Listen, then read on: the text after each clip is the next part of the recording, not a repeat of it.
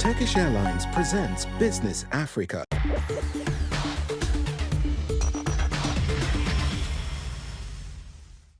Hello and a warm welcome to this edition of Business Africa. I'm your host, Nadia Bane. The top stories this week. The Russia-Africa summit wrapped up last week amid major geopolitical tensions. The summit resulted in promises to cancel debt and supply Africa with cereal crops to cushion the blow of Russia exiting the Black Sea grain deal. In Libya, despite soaring of global grain prices and fertilizers amid the war in Ukraine and Russia exiting the Black Sea grain deal, cereal sellers say that the war between Ukraine and Russia has not affected the Libyan grain market so far. In Kenya, a major cyber attack caused an outage of more than 5,000 public services for over 48 hours while disabling internet-based and mobile payment platforms. This has exposed the growing threat of payment services disruptions to the local economy. African heads of states and high-ranking officials left St. Petersburg as the second edition of the Russia-Africa summit came to an end. While Western nations have largely isolated Moscow amid the crisis in Ukraine, many African leaders have maintained closer links. During the just concluded Russia-Africa summit in St. Petersburg, Russia's President Vladimir Putin announced a debt write-off of nearly $20 billion for African countries. As such, Angola's debt, resulting from the purchase of weapons from the USSR, will be cancelled to the tune of $3.5 billion. Additionally, Ethiopia's debt will be reduced by $5 billion, Algeria's by $5.7 billion, Libya's by $4.5 billion, and Somalia by $684 million. Furthermore, Russia pledged to provide free grain to help the continent's hard-pressed nations. The two-day summit had 17 African heads of state attending compared to 43 previously. South Africa's President Cyril Ramaphosa and Egyptian President Abdel Fattah al-Sisi called for resuming the grain deal and emphasized a vital trade partnership. President Vladimir Putin defended ending the Black Sea grain deal and promised up to 50,000 tons of free grain to 6 African countries.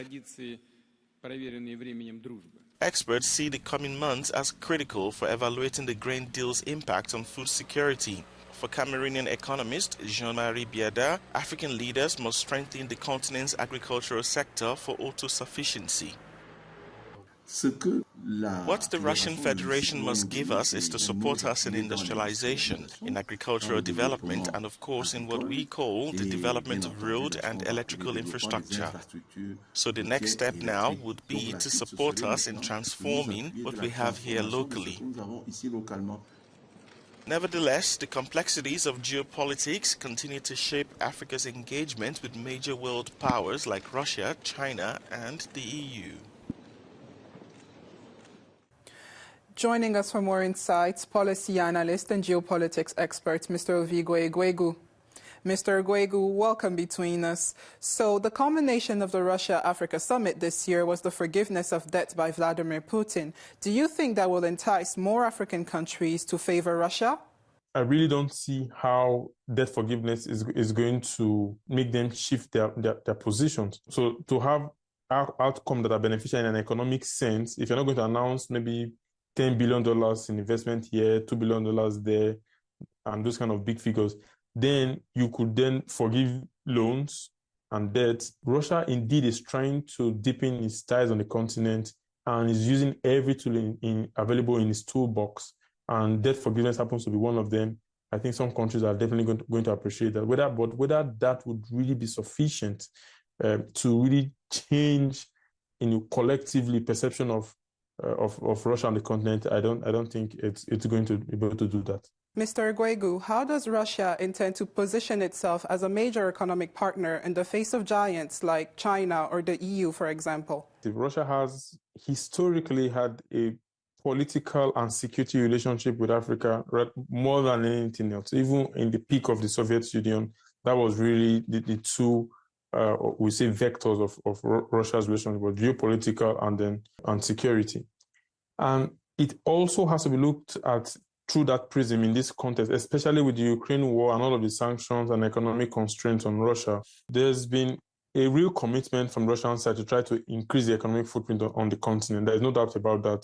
The Russians want to sort of like revive what they once had with the continent in terms of industrial support, technical support for industries, for manufacturing. They have that kind of, those type of technologies, even though they might not have the financing for it. Russia-Africa trade, I think it's somewhere around 17 billion. And even Brazil trades more with Africa than Russia at about 19 billion, right? So it's really small. And Russia's foreign direct investment coming to Africa is 1%, also very tiny. It's really not an economic relationship. It's very marginal. If you look at the tone of the summit, there is a lot of political messaging involved. Russia is really trying to work with African countries to try to get them to move in direction of, multipolarism, transforming the global economic system, building new mechanisms for economic cooperation like currency, because it knows without those changes, it really cannot unlock whatever economic potential it sees in the continent of Africa. Mr. Guegu, what new objectives have been probed during this summit between Africa and Russia? It's very obvious from the statements. If you listen to statements from President Putin during the plenary, if you listen to statements from President Cyril Ramaphosa, and even the African Union, both sides want more closer economic relationship. Both sides see the need for a stronger security relationship. And like I did mention, Russia representing a huge percentage of weapons and defense equipment coming to the continent. So I think the dynamic is going to still follow that, political and security partnership and cooperation. But I think overall, whether we're going to see Russia competitive on the African market, very unlikely, because the dynamics are just not there. Mr. Ovigwe Guegu, thank you for joining us. Cheers, bye. Libya is one of the countries most dependent on Russian and Ukrainian cereal exports. The Black Sea grain deal that Russia exited earlier this month enabled the export of more than 32 million tons of Ukrainian grain over the last year. Take a look. In Libya's capital Tripoli, workers transport sacks of wheat at a grain market, while nearby people buy bread and pastries at a bakery. Ever since Russia pulled out from the Black Sea grain deal, there have been fears of a global food crisis. Ukraine was one of Libya's major grain suppliers in the past.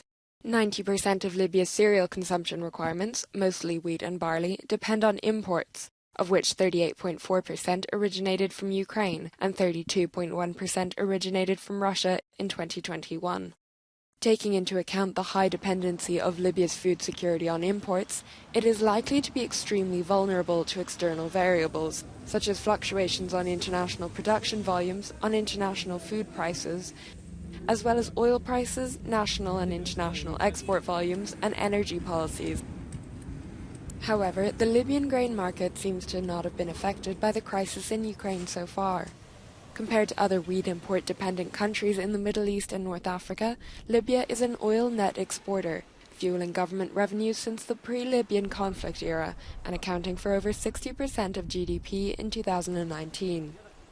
Libya does have the funds to cope with higher commodity prices, in contrast to other countries in North Africa that do not benefit from the same kind of resource revenues. Nevertheless, according to the editor of the Libya Herald, Libya did not benefit from its oil industry because the leaders of various armed groups have been blocking the fields, thus stalling production. The country's oil production plummeted, accounting in billions in exports lost, at a time when the money was most needed.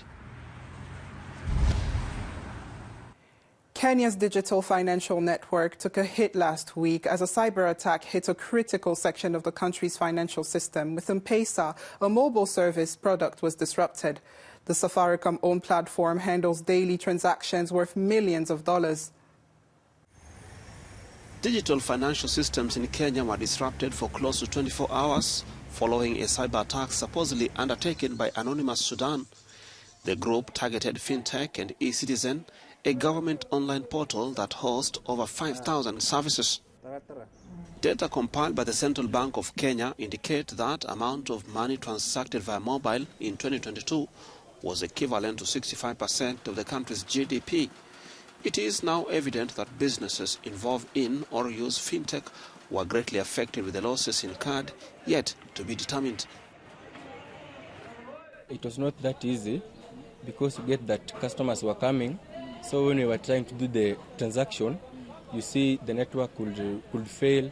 Sometimes you could try, but it could not go through. The government later confirmed the attack, but maintained that no data was breached. Cybersecurity experts maintain that the government and private institutions have a long way to go in stopping future cyber attacks. When it comes to training, we need to upscale our standard as government to ensure that we, match those international standards.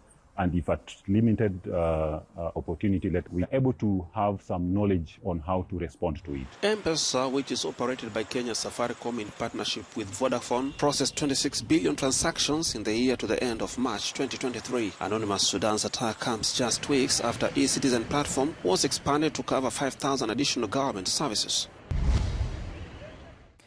That's our program for this week. I've been your host, Najak Bane, and thank you for joining us. For more business stories, stay tuned to Africa News and Africanews.com.